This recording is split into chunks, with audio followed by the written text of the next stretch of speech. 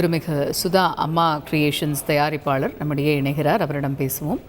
இணைப்பில் வந்தமைக்கு மிக்க நன்றி திருமிகு சிவா. இப்போ இது ரொம்ப யாருமே எதிர்பார்க்கல இந்த மாதிரியான ஒரு உடல்நலக்குறைவு ஒரு பிரச்சனை இருக்குது அப்படிங்கிறது. பொதுவாக பிரபலங்கள் அப்படின்னு சொல்லும்போது நிறையா பேருக்கு தெரிவதற்கான வாய்ப்பு இல்லை. ஆனால் இளம் வயது இன்னும் அவங்க நிறைய சாதிக்க வேண்டிய விஷயங்கள் இருக்கிறது அப்படின்னு பார்க்கும்போது திடீர்னு கடந்த 25ஆம் தேதி இது போன்ற ஒரு செய்தி வந்தது நிச்சயமாக அனைவருக்குமே ஒரு பேரதிர்ச்சி. அவர்களோட நிச்சயமாக நீங்கள் பயணிச்சிருப்பீங்க. அவங்க பற்றி உங்களுடைய நினைவுகளை பகிர்ந்துக்கோங்க.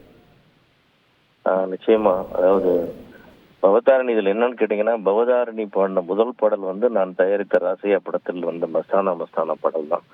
அந்த படத்தில் தான் அவர் திரைப்பட பாடகியாக இளையராஜா அவர்களால் அறிமுகம் செய்யப்பட்டார். அந்த படத்தை நான் தயாரிச்சுன்றது ஒரு நல்ல விஷயம். ஆனால் அது ரொம்ப சின்ன வயசுலேருந்தே அது ஒரு சிறு வயது குழந்தையா இருக்கும்போது எனக்கு ரொம்ப பழக்கம். ரொம்ப பாசமான, ரொம்ப பணிவான, ரொம்ப அன்பான ஒரு பெண். அவங்க ஜீவா அம்மா அவ்வளவு பிரமாதமாக அவளை ரொம்ப கல்ச்சர்டாக வளர்த்தாங்க.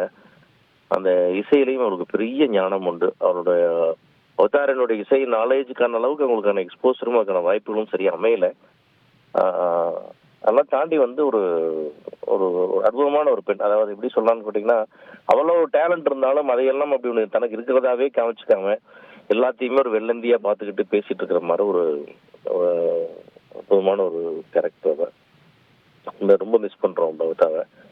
ஆனா ஒரு வெறுமனே ஒரு சிங்கரா நான் பார்க்கல. ரொம்ப குழந்தையிலிருந்து பார்த்து அது வளர்ந்த ஒரு வளர்ச்சியும் நாம பார்த்து, அதுவும் அந்த பொருள் முதலா பாடுற படமே என்னுடைய படமா அமைஞ்சு இப்படி பல்வேறு விஷயங்கள் அங்கிள் ரொம்ப பாசமா இருக்கக்கூடிய ஒரு பெண். அவரோட ஏன்னா ரொம்ப சமீபத்துல தான் அவங்களுக்கு பிரச்சனை இருக்கிறதா கண்டுபிடிக்கப்பட்டது.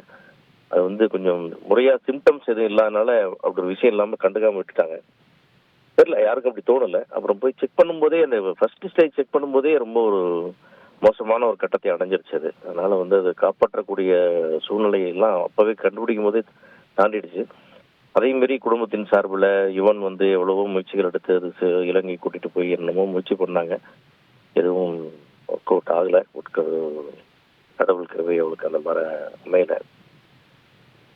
ரொம்ப வருத்தமான விஷயம். ஏன்னா ரொம்ப ஒரு அவ்வளோ டேலண்ட் அந்த பொண்ணுக்கு. அந்த பொண்ணோட மியூசிக் டேலண்ட் பார்த்தீங்கன்னா அந்த ராஜா சார் வாரிசுன்றதுக்கு தகுந்த அப்படியே அத்தனையும் இருக்கும் அதில். அந்த பொண்ணுக்கு அதுக்கான எக்ஸ்போசர் கிடைக்கல. அதை தாண்டி ஒரு அற்புதமான ஒரு பெண்மணியா, நல்ல பாடகிய, ஒரு அழகான ஒரு குழந்தை உள்ளம் கொண்ட பெண்ணை இழந்திருக்கிறோன்றது ரொம்ப வருத்தமான விஷயம். நன்றி திரு சிவா. இணைப்பில் பாடகி பவதாரணியுடனான உங்களுடைய நினைவுகள் பற்றி எங்களோடு பகிர்ந்து கொண்டமைக்கு மிக்க நன்றி. தனது தனித்துவமான குரல் மூலம் ரசிகர்கள் மனதில் தனி இடம் பிடித்தவர் பாடகி பவதாரணி. நிச்சயமாக அவருடைய இறப்பு என்பது இசை உலகிற்கு பேரிழப்பு என்றே சொல்ல வேண்டும். அவருடைய இசையில் இருக்கக்கூடிய அவருடைய ஆர்வம், அவருடைய திறன் பற்றி அனைவரும் கடந்த 2 நாட்களாக சொல்ல கேட்டுக்கொண்டிருக்கிறோம். அந்த வகையில் அவருடைய இறப்பானது நிச்சயமாக திரையுலக இசைக்கு மிகுந்த பேரிழப்பு என்றே சொல்ல வேண்டும். செய்திகளை உடனுக்குடன் தெரிந்து கொள்ள உடனே சப்ஸ்கிரைப் பண்ணுங்க.